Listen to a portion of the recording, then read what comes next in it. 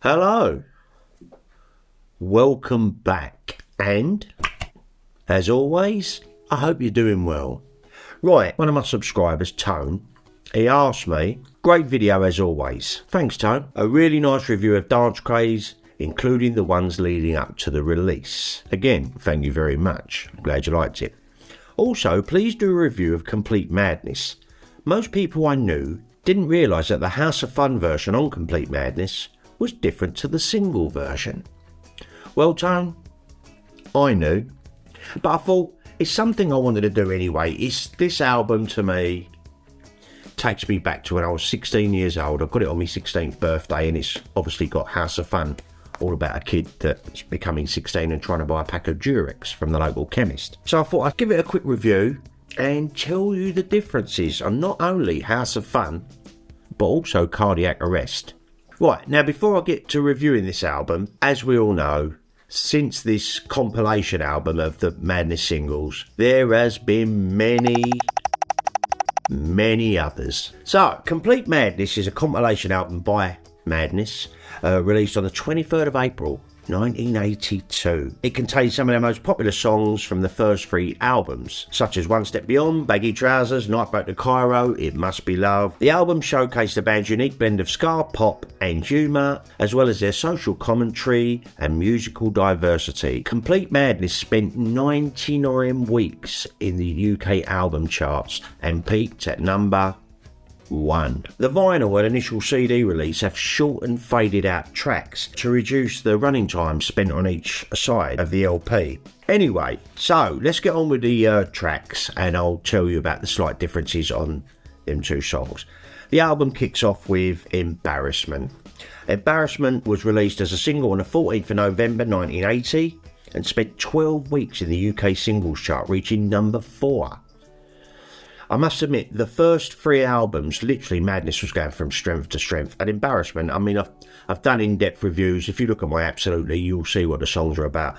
But this is such a juxtaposition. The music is really uplifting, and yet the subject matter is kind of a dark song. Great track, written by Lee Thompson, by the way. Track 2, Shut Up. Although they never actually say shut up in it. Shut Up was released as a single on the 11th of September 1981, spending 10 weeks in the UK singles chart. It reached number 7.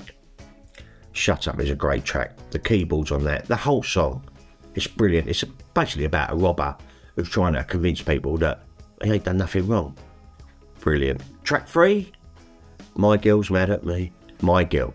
The song was released as a single on the 21st of December 1979. And spent 10 weeks in the UK singles chart, peaking at number 3. Suggs looks so young.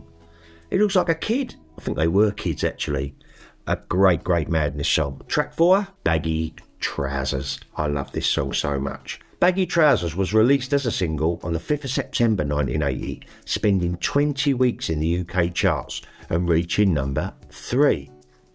This was, I've done an in-depth review. If you look at my Absolutely video, you'll see I break down the tracks and tell you what I think they're all about. But it was a reply to Roger Waters' Pink Floyd song, Another Brick in the Wall. Track 5, It Must Be Love, Love, Love. Who don't know that? When you go and see Madness and they do this song, the crowd literally all sing along and absolutely adore it. It's a classic, but it isn't a Madness song. It Must Be Love was originally issued as a standalone single on the 25th of November 1981. Reaching number 4 in the UK singles chart. It was written and performed by Labi Siffre in 1971. Labi actually did appear in the Madness music video. But most people, if you say It Must Be Love, they go, it's a Madness song. But it actually isn't. Track 6, The Prince, the one that started it all off. The Prince was the band's first single on the 10th of August 1979. The single was released through Two Tone Records and peaked at number 16 in the UK singles chart, spending a total of 11 weeks there. Track 7, Bed and Breakfast Man. Who don't love this? This should have been a single, and I think it was in some parts of the world. Bed and Breakfast Man was a non-single song in the UK from One Step Beyond, but it was released as a single in Canada and North America through Sire Records.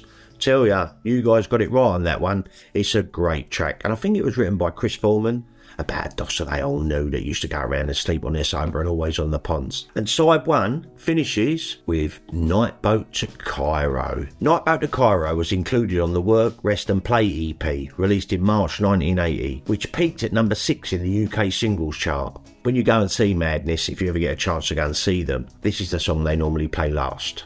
And the crowd go wild. Then we flip over to side 2, and this is the one that Tone wanted me to talk about. House of Fun. Madness's only number 1 and my song. I done a video about 7 years ago how House of Fun was kind of, I got my own little story to it. I'll link that there for those that are interested, but the video's not great. I was just first starting out doing YouTubes. Not saying that I'm great now. House of Fun was released as a one-off single on the 14th of May 1982 and reached number 1 in the UK singles chart, spending 9 weeks in the chart. Now, the original single, when it came out, had a 10-second coda at the end. Coda is like an outro, a finish. I think it comes from a Greek word, actually, coda, but that's what they called it. And basically, it cuts and it goes into some sort of like fairground music. Since then, all the other releases just had the repeat of the first chorus over and over, so it sort of like just fades out. So, welcome to the House of Fun. And I think that's what Tone was on about. A lot of people don't realise the single version had that stop and then that weird little ending. I hope that helps you out there, Tone. It wasn't until 2010 on the double CD of The Rise and Fall that you actually got a chance to hear the single version, unless you actually had the single.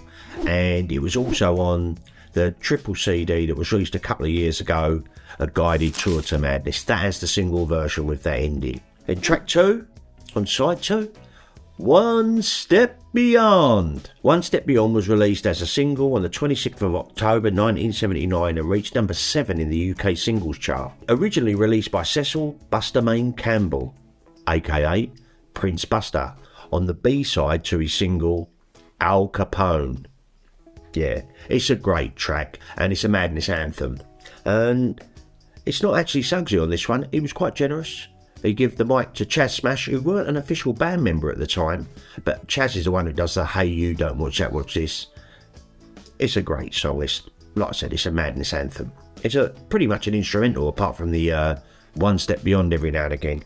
Lee Thompson's saxophone. The whole band sound amazing. Then track 3, Cardiac Arrest. Now, Cardiac Arrest spent 10 weeks in the UK charts, peaking at number 14. The Madness 7 album version ends after the second chorus with a dramatic cut to a coda representing the man's heart thudding and then stopping. And it does. Instead of doing the "Don't you worry, there's no hurry" and going through it like that, it just stops and then you've got that boom boom boom boom boom boom. I think Chaz Smash actually witnessed someone have a heart attack once on the way to work. And again, like Embarrassment, you know, the juxtaposition, you've got this really upbeat, papers in the morning, all really chirpy, but the subject matter's pretty serious. A heart attack. Terrific Madness single, and it had a great cover, and a really good cover. Did any of you do the crossword? Yeah, I did too. Track 4, on side 2, Grey Day. Grey Day was the first single release from the band's third studio album, 7. It was released as a single on the 17th of April 1981, and the song spent 10 weeks in the UK singles chart, reaching number 4. A great song. And it had a great cover to the single as well. It's a song about depression, really. Overdoing it a little bit on the weekend and then having to go at work. Track 5, Take It or Leave It. Take It or Leave It is a non-single from their second album, Absolutely. It was also an instrumental on the B-side to Baggy Trousers, and it was called The Business. Take It or Leave It is the name of the Madness movie. I've actually done a review about that, if you want to watch it. Track 6, In the City. Should have been a single. In the City was a B-side to Cardiac Arrest and was also used for the Honda City car commercials in Japan. And if you ever see the video to Complete Madness, because it did actually have a video that came out, they've got all them little clips throughout it. Amazing. There is some on YouTube, I'm sure you can find them. Track 7, Madness. Madness, they call it Madness. It's just called Madness, that's just me going off on one. Madness, originally recorded by Prince Buster in 1963 on the album I Feel the Spirit. It was the second to last track on the album One Step Beyond, but funnily enough, when you look at the track listing on the original pressing of the album, It's just not there. And then finally, we get to track 8, The Return of the Las Palmas 7. The Return of the Las Palmas 7 was the band's 7th single on the 16th of January 1981 and reached number 7 in the UK and remained in the charts for 11 weeks. It's not even ska music, it's just that nutty sound.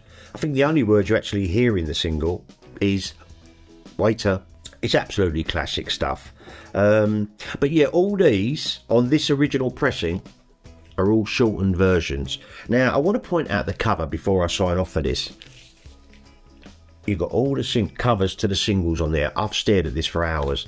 And not to mention, this is probably my favourite open up to any Madness record.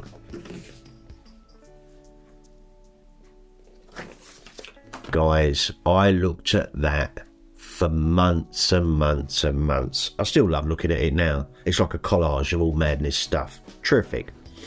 The album was a great introduction to Madness for new listeners and nostalgic trip for anyone who knows all the songs. The album is full of energy, fun and catchy tunes that make you want to get up and give it some. And sing along as well. But this has a special place in my heart. Since then, they have released tons of them, but this could possibly still be my favourite. So there you go. Complete Madness. It's a best of, but it's got a very special place in my heart. Because I got it on my 16th birthday, and The House of Fun is my song. Right guys, I'm going to leave you with this, because this video has gone on way too long. Right, and I've got to put it all together. But have yourselves a great day, evening, weekend, wherever you are. Happy Easter, and I'll be back with another ramble real soon. Take care, people.